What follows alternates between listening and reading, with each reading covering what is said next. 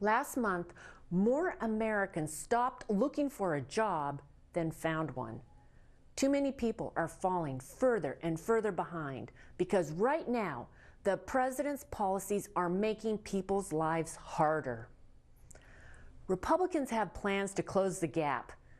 Plans that will focus on jobs first, without more spending, government bailouts, and red tape.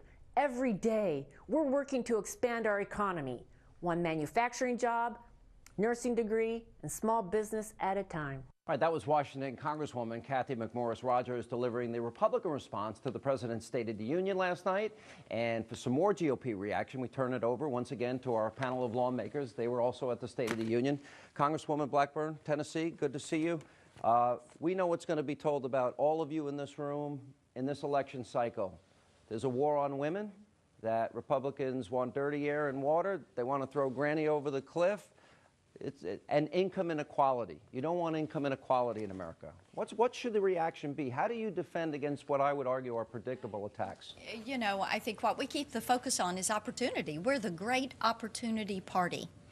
And when you've got the president always talking about minimum wage, let's flip it.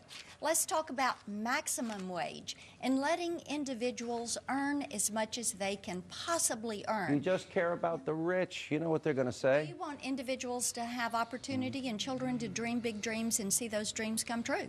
Could part of that argument be where it's immoral to rob from our children with $17 trillion in debt? And Congressman Poe, the president said $9 trillion was irresponsible and unpatriotic. Now it's $17 trillion. Is there an argument to be made that we've got to balance our budget? How many of you would support the penny plan, cutting 1 cent out of every dollar that Congress spends across the board? Anybody? You got in trouble last night, Congressman Grimm. No, I'll get to you in a minute. Congressman Poe. I won't comment on that, but certainly, when the president is not living in America. Yeah. He says one thing, and that's not the America he's talking about. The reason the economy's bad is because of his unilateral decision-making of issuing edicts from the White House, ignoring Congress, going his own way, becoming like Burger King, trying to have it his way without following the Constitution, which to him is just a mere suggestion.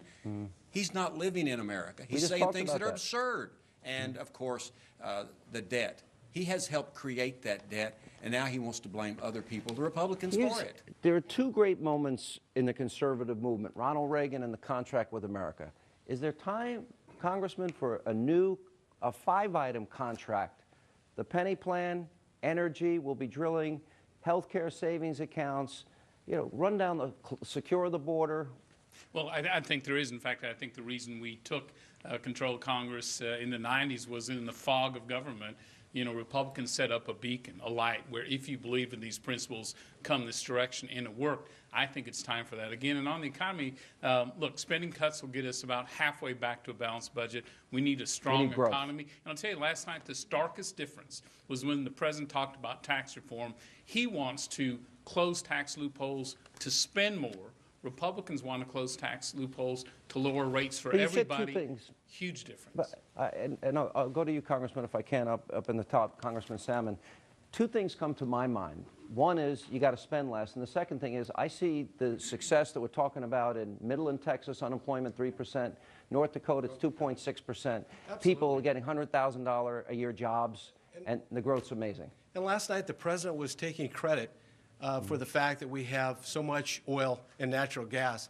I got a news flash. It happened in spite of him, not because of him. That drilling isn't happening on public lands. It's all happening on private lands. And it's not happening because he's letting it happen. It's happening because we have entrepreneurs that are making it happen. And they're paying $5,000 signing bonuses at McDonald's. Leases are down 50% under the president, right? I'm sorry? Leases down 50%? Absolutely. Right? Absolutely. Yeah. And the offshore drilling has all but gone away. If we really want to jumpstart this economy again, let's unleash this engine and start going after our oil and gas, and I'll tell you, it'll rise our economy like nothing else. How as a party can you all unite and maybe get behind 5 items? Is that a good idea? Absolutely. Maybe?